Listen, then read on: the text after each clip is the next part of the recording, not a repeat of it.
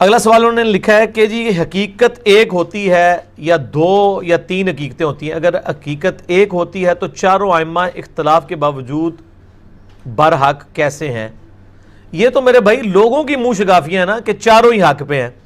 یہ تو بالکل اس طریقے سے ہے کہ یہ جناب گلاس ہے میرے ہاتھ میں، ایک بندہ کہتا ہے جی یہ گلاس ہے، دوسرا کہتا ہے نہیں جی یہ موٹر سائیکل ہے، تیسرا کہتا ہے جی یہ جہاز ہے، چوتھا کہتا ہے نہیں یہ کتاب ہے. تو اگر ہم کہیں گے نہیں چاروں ہی صحیح کہہ رہے ہیں، آخر یہ اتنے بڑے بڑے عالم صحیح کہہ رہے ہوں گے، نہیں، کہتا ایک ہی صحیح ہے. حقیقت ایک ہی ہے جو نبی صلی اللہ علیہ وآلہ وسلم نے بیان کی ہے. باقی ظاہر ہے کہ روایات آنے میں، تفسیر بیان کرنے میں بیچ میں ایسے جھوٹے راوی شامل ہوئے جنہوں نے اسلام کو بدنام کرنے کی کوشش کی، اس کی وجہ سے دین ٹیمپرڈ فارم میں بھی چیزیں ہمارے پاس موجود ہیں. لیکن صحیح اور ضعیف کا فرق ہمارے محدثین نے کر دیا. اس حوالے سے صحیح مسلم کا مقدمہ اگر آپ پڑھ کے دیکھیں، جو امام مسلم نے صحیح مسلم کا مقدمہ صحیح مسلم کا حصہ ہے جو میں نے پڑھایا ہے مسند نمبر 36 کے اندر، ضعیف الاسناد اور من گھڑت احادیث کے فتنے کا تحقیقی جائزہ، امام مسلم نے صحیح مسلم کی پہلے 92 روایات اس دلیل پر لی ہیں کہ صحیح حدیث کیوں ضروری ہے اور جھوٹی حدیثیں کس طرح گھڑی گئی ہیں، اور تابعین میں کتنے بڑے بڑے کذاب ہیں جنہوں نے نبی علیہ السلام کے اوپر جھوٹ باندھے ہیں. تو تابعین میں سے یہ ابان بن ابی عیاش تابعی تھا، امام حنیفہ کا استاد تھا. تو اب آپ دیکھ لیں یہ کذاب راوی ہے، اسی نے وہ روایت گھڑی ہے کہ سیدنا عمر رضی اللہ تعالی عنہ نے سیدہ فاطمہ کو شہید کیا، ان پہ دروازہ پھینک دیا، نعوذ باللہ. یہ جھوٹا آدمی ہے. تو تابعین میں بھی بڑے بڑے کذاب لوگ پیدا ہوئے ہیں. تو یہ حقیقت ایک ہی ہے. اب وہ روایتیں اگر جعلی ہیں تو ان کو اصول محدثین پہ دیکھا جائے گا. اور پھر سب سے بڑی حقیقت تو ہمارے پاس قرآن کی شکل میں موجود ہے. یہ فوراً روایتوں کے اوپر چلے جاتے ہیں. مجھے پہلے بتائیں کہ امت میں سے کتنے % لوگ ہیں جن کے عقیدے قرآن کے مطابق ہیں؟ اور یار آپ پاکستان کی 22 کروڑ آبادی میں سے 15 کروڑ سے زیادہ آبادی تو قرآن پاک کا پہلا صفحہ سورہ فاتحہ کا ٹیسٹ نہیں پورا کر سکتی. ایاک نعبد و ایاک نستعین. حدیثوں پہ تو بعد میں آئیں گے، پہلے یہ تو ٹیسٹ پورا کریں. یہ تو کبھی کسی بابے سے جا کے مانگتے ہیں، کبھی کسی قبر کے اوپر جا کے مانگتے ہیں، اور قرآن میں وہ نماز میں پڑھتے ہیں ایاک نعبد و ایاک نستعین، وہ نماز میں ہی رہ جاتا ہے. تو پہلے قرآن کے اوپر آئیں. قرآن ہماری ٹیکسٹ بک ہے. وَأُوحِيَ إِلَيَّ هَذَا الْقُرْآنُ لِأُنذِرَكُم بِهِ وَمَن بَلَغَ. اے محبوب صلی اللہ علیہ وآلہ وسلم فرما دیجئے قرآن میری طرف اس لیے وحی کیا گیا تاکہ اس کے ذریعے میں تمہیں ڈر سنا دوں، اور جس تک یہ کتاب پہنچ جائے وہ بھی اسی کتاب کے ذریعے ڈر سنائے، اسی کے ذریعے لوگوں کو تبلیغ کرے. قرآن کو لے کے چلیں نا، روایتوں کو بعد میں دیکھیں. اور روایتوں میں بھی یہ جو 2 مین کتابیں ہیں بخاری اور مسلم، اس پہ تو کم از کم اہل سنت کا اتفاق ہے. شاہ ولی اللہ دہلوی نے حجت اللہ البالغہ میں لکھا ہے کہ بخاری اور مسلم کی تمام متصل الاسناد مرفوع احادیث قطعی الصحت ہیں، ان کی صحت کے اوپر امت کا اتفاق ہے. تو پہلے یہ 7563 حدیثیں بخاری میں ہیں اور اتنی مسلم میں ہیں. یہ کو 15,000 روایتیں تو پہلے پڑھ لینا آپ، پھر اگلی پھر روایتیں دیکھیں گے. 80% دین تو اس میں کور ہو جاتا ہے، اور عقائد تو 100% قرآن میں ہے. قرآن بخاری مسلم پڑھتے نہیں ہیں اور روایتوں کے پیچھے پڑھتے ہیں. وہ جی حقیقت ایک ہے، جی وہ 4 ہیں. ایک ہی ہے میرے بھائی. جب آپ کو یہ سارے ٹیسٹ پڑھ لیں گے نا، آپ کو پتہ چل جائے گا کہ سارے فراڈ لے کے چل رہے ہیں.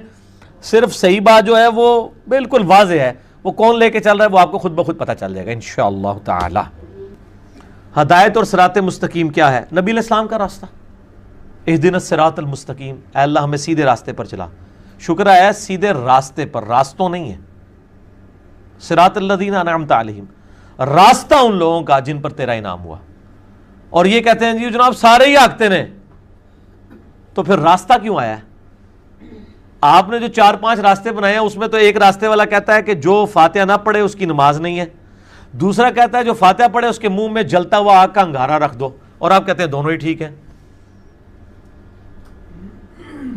تو یہ 2 راستے کس طرح بالکل 180 ڈگری ہو کے حق پہ کیسے ہو سکتے ہیں؟ ایک ہی بندہ بات صحیح کر رہا ہے نا. ایک بندہ کہتا ہے جی جناب یہ گلاس ہے، دوسرا کہتا ہے نہیں جی یہ گاڑی کھڑی ہے، تیسرا کہتا ہے جی موٹر سائیکل ہے. آپ کے جی سارے ٹھیک ہیں، اس طرح تو نہیں ہوگا. تو صراط مستقیم نبی علیہ السلام کا راستہ ہے. مسند امام احمد میں حدیث موجود ہے. میرا مسئلہ نمبر 78 کا نام یہی ہے، صراط مستقیم کی حقیقت اور قبر کے 4 سوال. اسی میں سے میرا کلپ ہے جو لاکھوں لوگوں نے دیکھا ہے. قبر کے 4 سوال، 3 نہیں 4. آپ یوٹیوب پہ جا کے لکھیں قبر کے 4 سوال.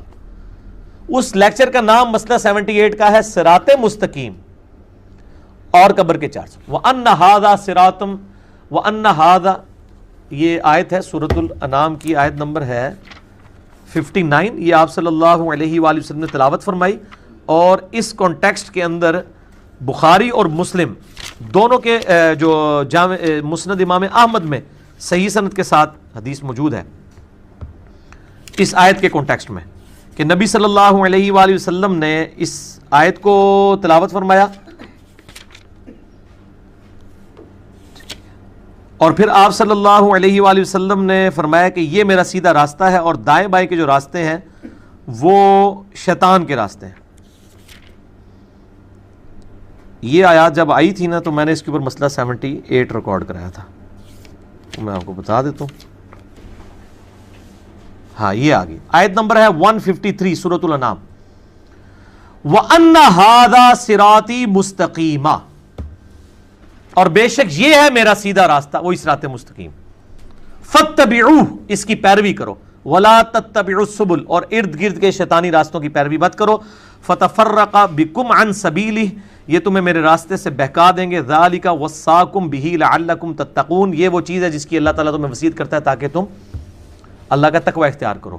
یہ آیت آپ علیہ السلام نے تلاوت کی، مسند امام احمد میں صحیح سند کے ساتھ حدیث ہے، مشکات میں شروع کا چیپٹر جو ہے نا کتاب الاعتصام بالکتاب والسنہ، کتاب و سنت کو مضبوطی سے پکڑنا، اس میں یہ حدیث ہے، نبی علیہ السلام نے زمین پہ ایک لکیر درمیان میں سیدھی کھینچی، ارد گرد ٹیڑھی لکیریں کھینچی، اور پھر آپ نے یوں اس لکیر پہ ہاتھ رکھ کے کہا وَأَنَّ هَذَا صِرَاطِي مُسْتَقِيمًا، یہ ہے میرا سیدھا راستہ، اس کی پیروی کرو، اور ارد گرد کے شیطان کے راستے، اور آپ نے فرمایا کہ یہ ہر راستے پہ ایک شیطان بیٹھا ہوا ہے جو اپنی طرف تمہیں بلا رہا ہے، اور یہ سیدھا راستہ بیچ میں میرا ہے، یعنی نبی علیہ السلام کا راستہ اور اللہ کا راستہ ایک ہے، مَن یُطِعِ اللَّهَ مَن یُطِعِ الرَّسُولَ فَقَدْ اطاع اللَّهَ، تو نبی علیہ السلام کا راستہ صراط مستقیم ہے، اور ظاہر ہے وہ وہی ہے جو قرآن حکیم کے اندر ہے۔ غامدی صاحب کہتے ہیں کہ چاروں امام برحق ہے، وہ اس بنا پر کہتے ہیں کہ وہ کسی مسئلے کا بھی حل پیش کرتے ہیں اجتہاد کی بنا پر، آپ ان میں سے جس کے بھی مسئلے کو اختیار کر لیں وہ ٹھیک ہے۔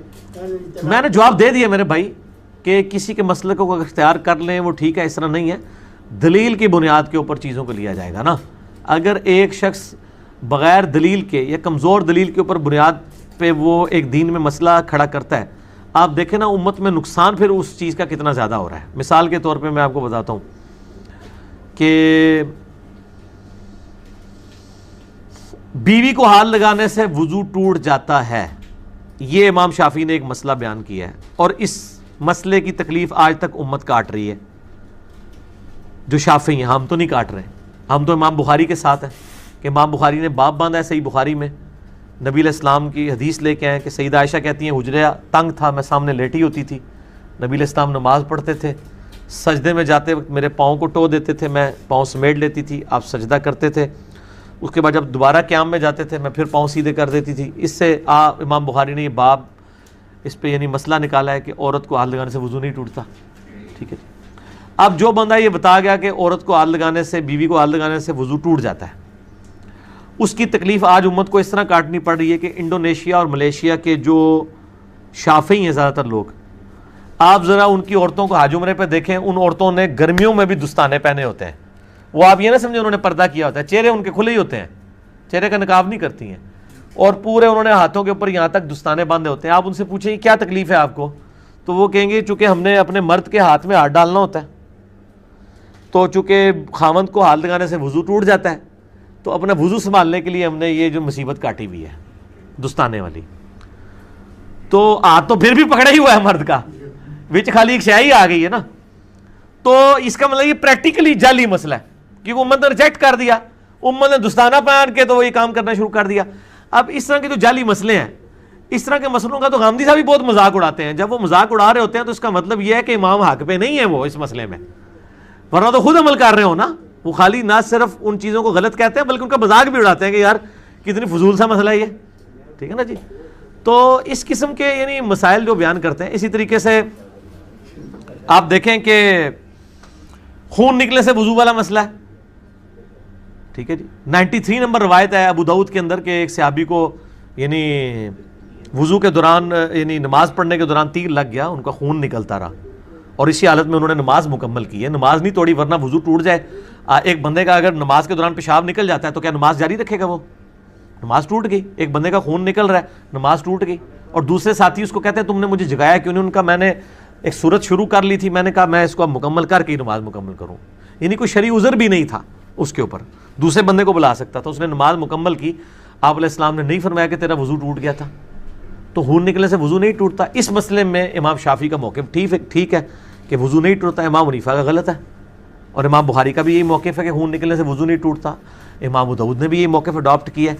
اور یہاں پہ وہ مذاق اڑا رہے ہوتے ہیں جی کہ جی وہ لوگ جو ہیں اپنی مرضی کا دین لیں گے، جب ان کا بیوی کو ہاتھ لگانا ہوگا تو وہ حنفی بن جائیں گے، جب وضو توڑنا ہوگا تو شافعی بن جائیں گے۔ نہیں بھئی، ہم محمدی بنیں گے ہر مسئلے میں، نبی علیہ السلام نے ہر چیز کھول کے بیان کی ہے، مضبوط روایتیں لے کے پھر اگلی بات کریں گے۔ فضائل نماز والے چیپٹر میں یہ واقعہ نقل کیا ہے، اس کے بعد انہوں نے عجیب و غریب اس سے رزلٹ نکالا ہے۔ یہ حدیث جب انہوں نے لکھی نا، وہ حدیث تو لکھ رہے تھے کہ صحابہ کا نماز میں خشوع خضوع کتنا ہوتا تھا، فضائل اعمال میں فضائل نماز والے چیپٹر کے اندر۔ اب ان کو فوراً فکر پڑ گئی کہ یہ اگر کسی نے واقعہ پڑھا تو ہمارے بابا جی اسٹیک پہ لگ جائیں گے، جنہوں نے ہمیں یہ بتایا کہ وضو ٹوٹ جاتا ہے خون نکلنے سے۔ تو انہوں نے نیچے فے لکھا، فائدہ، جس کو میں فساد پڑھتا ہوں، فے ہے وہ فساد، انہوں نے لکھا کہ فے لکھا کہ جی اس واقعے سے جو یہ مطلب اس صحابی کا خشوع خضوع تو ثابت ہو رہا ہے، لیکن اس سے یہ ہو رہا ہے کہ وہ اس کا خون نکلتا رہا تو اس کا وضو کیوں نہیں ٹوٹا؟ تو انہوں نے کہا کہ امام شافعی رحمہ اللہ تعالیٰ کا بھی یہی موقف ہے کہ خون نکلنے سے وضو نہیں ٹوٹتا، ہو سکتا ہے وہ صحابی بھی امام شافعی کے مذہب پر ہوں۔ کیوں ہنس رہے ہو؟ بزرگاں نے لکھا ہے، تھے بھی نہیں، لیکن وہ اس کی تعویل کریں گے، وہ کہیں گے یہ اصل میں آپ کو سمجھ نہیں آیا۔ انہوں نے کہا ہے کہ اس صحابی نے بھی اجتہاد کیا جیسا کہ امام شافعی نے اجتہاد کیا، تو اجتہاد میں دونوں برابر تھے۔ شیخ صاحب اصل میں یہ کہنا چاہتے تھے، شیخ صاحب جو کہنا چاہتے تھے وہ انہوں نے فضائل اعمال کے مقدمے میں کہہ دیا ہے۔ فضائل اعمال کے مقدمے میں شروع میں لکھا ہے کہ ڈاکٹروں نے مجھے چند دنوں کے لیے دماغی کام سے روک دیا کیونکہ مجھے ایسی دماغی بیماری لاحق ہو گئی تھی، تو میں نے یہ سمجھا کہ میں ان فراغت کے ایام کو اس بہترین مشغلے میں صرف کروں کہ میں یہ کتاب لکھ دوں جو میرے پیر صاحب نے کتنے عرصے سے مجھے ترغیب دلائی ہوئی تھی، تو میں یہ کتاب نہیں لکھ پا رہا تھا، تو مجھے ڈاکٹروں نے چونکہ دماغی کام سے روک دیا، اس لیے میں نے ضروری سمجھا کہ میں ان فارغ ایام کو اس کتاب لکھنے کے مشغلے میں صرف کروں۔ تو یہ کتاب انہوں نے اس وقت لکھی ہوئی ہے جب ڈاکٹروں نے ان کو دماغی کام سے روک دیا تھا، تو وہ اس لیے پھر اس قسم کے جملے نکلے ہیں۔ تو ظاہر ہے جب وہ شرعی معذور ہیں، ہم ان پہ فتویٰ نہیں لگاتے، کیونکہ صحیح بخاری مسلم میں حدیث ہے کہ جو شخص پاگل ہے یا بچہ ہے یا مجنون ہے، اگر وہ مطلب اس سے کوئی اس طرح کی حرکت ہو جاتی ہے تو اس کے اوپر کوئی شرعی گرفت نہیں ہے اس حوالے سے۔ تو اگر وہ انہوں نے خود بتا دیا کہ میں شرعی مریض تھا، اور اب یہ ان کو سوچنا چاہیے تھا کہ انہوں نے یہ کام کیوں کیا اس حالت کے اندر، تو اگر انہوں نے کر لیا ہے تو اللہ تعالیٰ ان کو معاف کرے، لیکن پچھلوں کی معافی کوئی نہیں ہے جن کو یہ پتہ چل گیا کہ ایک بندے نے ذہنی توازن صحیح نہ ہونے کی حالت میں دماغی طور پہ جب ڈاکٹروں نے ان کو ذہنی کام سے روکا ہے، یہ نہیں یہ سمجھتے ہیں کتاب و سنت کا کام یہ کوئی ذہنی کام نہیں، حالانکہ سب سے زیادہ یہ ذہنی کام ہے، اس وقت یہ انہوں نے لکھا ہے، ان کی تو شاید معافی ہو جائے، پچھلوں کو چاہیے کہ وہ کان چاٹ کے اس طرح کی چیزیں نکالیں۔ جناب فضائل اعمال میں ہی لکھا ہوا ہے کہ ایک بزرگ تھے، وہ 12 دن تک انہوں نے ایک ہی وضو سے ساری نمازیں پڑھی، 12 دن تک، تو یہ نہیں کسی صحابی کے بارے میں بھی نہیں ملتا، کسی تابعی کے بارے میں بھی نہیں ملتا، یہ کون سا بندہ ہے جو 12 دن تک ایک وضو کے ساتھ ساری نمازیں پڑھتا رہے؟ تو بس اس طرح کے واقعات پھر اسی لیے آئے ہیں نا میرے بھائی۔ تو سنن ابی داؤد میں 93 نمبر ہے، شروع میں ہی آپ دیکھ لیں گے 93 نمبر، ٹھیک ہے جی، بس ٹھیک ہے، اس کو کنکلوڈ کریں، انشاءاللہ باقی سوالات اگلی دفعہ کریں گے۔ سبحانک اللہم و بحمدک، اشہد ان لا الہ الا انت، استغفرک و اتوب الیک، وما علینا الا البلاغ المبین۔ جزاکم اللہ خیر۔